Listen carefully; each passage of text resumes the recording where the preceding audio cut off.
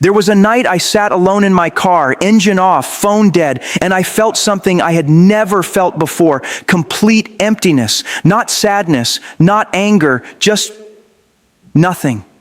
Like every door I had ever knocked on had finally closed. And in that silence, one line came to my mind that I hadn't thought about since I was a child. The Lord is my shepherd, I shall not want. I didn't even understand why that verse came to me, but something told me to keep going. So I did, and what I found in the next 4 minutes of Scripture changed the way I understood pain forever. If you are watching this right now and something inside you feels heavy, stay with me. Because what I'm about to share isn't a sermon. It's the exact thing that pulled me out of the darkest place I've ever been, and I believe it was written for this exact moment in your life. Psalm 23 begins with words that sound simple on the surface. The Lord is my shepherd, I shall not want. But think about what a shepherd actually does. A shepherd doesn't just feed the sheep and walk away. A shepherd watches. A shepherd protects. A shepherd knows every single sheep by how it walks, how it eats, how it behaves when it's afraid. David wrote this not as a poet sitting comfortably in a palace. David wrote this as a man who had been hunted, betrayed by people he trusted, and left in caves wondering if God had forgotten him. And yet the first thing he says is not, I am afraid. The first thing he says is, I shall not want. That's not because his circumstances were good. It's because he had decided in the middle of chaos that God's presence was enough. He makes me lie down in green pastures. He leads me beside still waters. He restores my soul. Read that again. He makes me lie down, not invites, not suggests, makes, because sometimes we are so exhausted, so burned out from carrying things we were never meant to carry alone that we won't rest unless we are forced to. Have you ever felt that? Like your body needed to stop, but your mind wouldn't let you? That verse is describing a God who sees your exhaustion before you even admit it to yourself. He doesn't wait for you to collapse. He leads you to rest before you break. Then comes the verse that has carried more people through funerals, divorces, diagnoses, and unbearable nights than almost any other line in Scripture.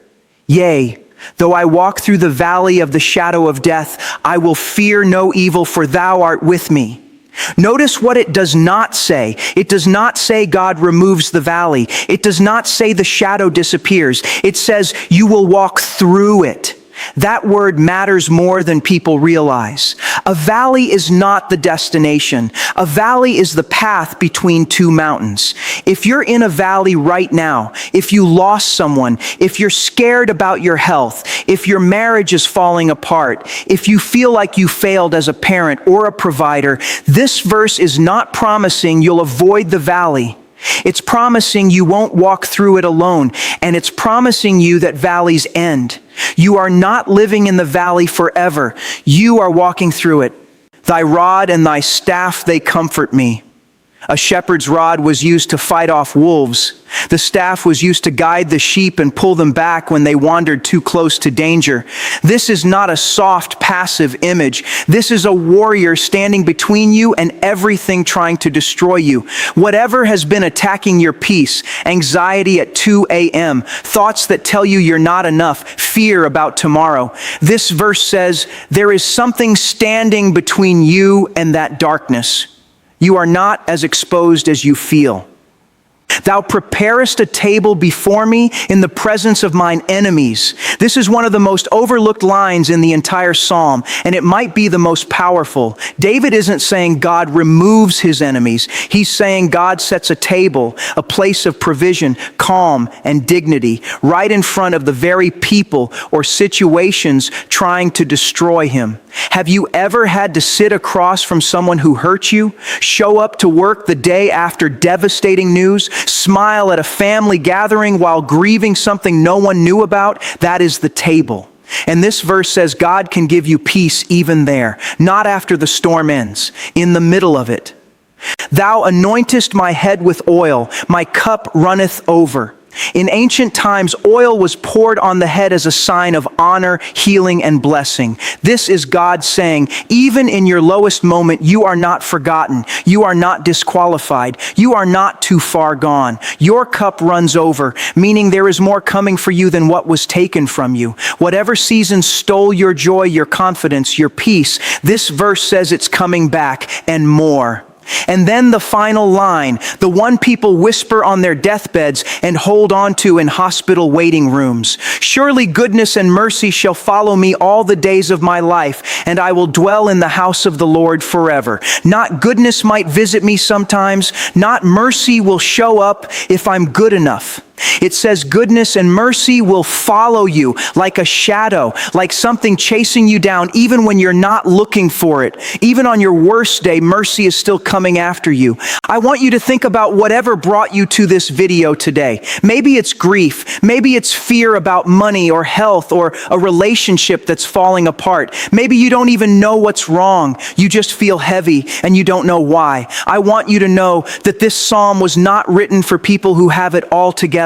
It was written by a man running for his life, hiding in caves, betrayed by his own family. If God could meet David in that place, he can meet you exactly where you are right now, not where you think you should be.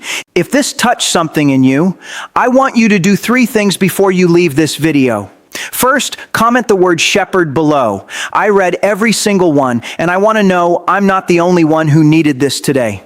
Second, hit that subscribe button because I post content just like this that's meant to speak directly into the seasons you're walking through. Not generic motivation, but real scripture applied to real pain. And third, like this video, because it helps this message reach someone else who might be sitting exactly where you were sitting when you clicked on this. You don't have to walk through your valley pretending you're okay. You don't have to carry what you're carrying by yourself. Whatever today looks like for you, you are not forgotten and you are not alone. Goodness and mercy are already following you. Let them catch up.